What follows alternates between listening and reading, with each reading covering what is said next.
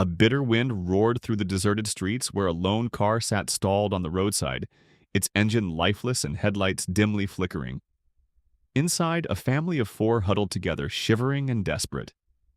It was Thanksgiving, a day meant for warmth and feasting, but they could only gaze at their broken-down car, stranded far from home.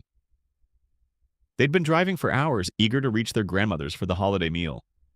Now they were stuck in the middle of nowhere, with no cell signal, no tow truck in sight, and only the faint hum of festive cheer from passing cars. The family teetered on the edge of despair. Then, like a ray of hope, a truck rolled up. A man in a grease-stained shirt and a baseball cap stepped out. His name was Jack, a mechanic fresh off his shift at the local garage. He'd planned to spend the evening with his own family, but seeing the stranded family, he couldn't pass by. "Need a hand?" Jack's voice was steady but warm, as if he'd handled situations like this countless times. "You folks okay?" The father, weary and drained, nodded. "We just need to make it to the next town. It's Thanksgiving, and we were headed to my mother-in-law's for dinner, but the engine quit on us." Without a pause, Jack said, "Let's have a look." As he tinkered with the car, the family watched nearby, seeing him pour effort into the repair despite his own evening plans fading. The mother, Susan, spoke up, gratitude in her voice. "You're a blessing," she said. "You don't have to do this, especially on a holiday." Jack shrugged, his hands still busy under the hood. "I know what it's like to be far from family," he murmured, almost to himself. "But sometimes the ones who need you most are right here." The father, Tom, was at a loss for words. Jack was sacrificing his own Thanksgiving to help strangers. Why would anyone do that? As time ticked by, Jack finally got the engine humming again. If you're still watching this video, subscribe to the channel and share with loved ones. "All set," he said with a satisfied grin, shutting the hood. "You're good to go." Susan's eyes brimmed with tears. "Thank you," she said.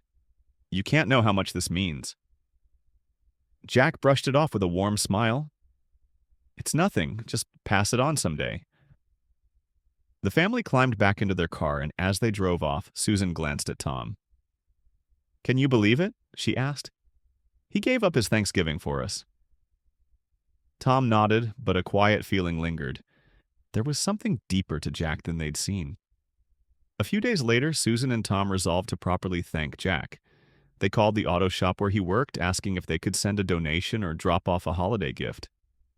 The manager, sounding slightly taken aback, replied, "Oh, Jack, he's not your average mechanic.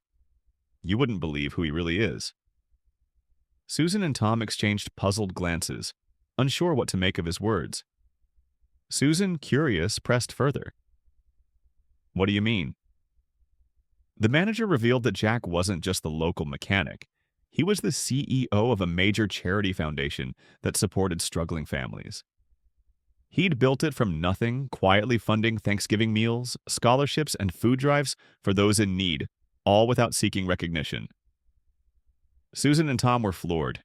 The man in the greasy shirt who'd given up his holiday to help them was a hidden philanthropist, living a life far greater than they'd imagined. Determined to thank him, they visited the charity's headquarters. When they saw Jack again, they were awestruck. He greeted them with a humble smile and said, "I don't do it for praise. I do it because kindness is something we can all share, no matter our situation." In the end, the family gained more than a fixed car from their Thanksgiving ordeal. Jack had shifted their entire outlook on life. They realized that the most profound acts of kindness often come from unexpected sources, and it's not about what you have or where you are, but how you choose to impact someone else's life. Jack's story, the humble mechanic who set aside his own holiday to aid a stranded family, left a lasting mark on everyone who heard it. For Susan and Tom, it was transformative. They never passed up a chance to pay it forward. They learned that the truest way to give thanks is by sharing kindness with others, no matter the time or season.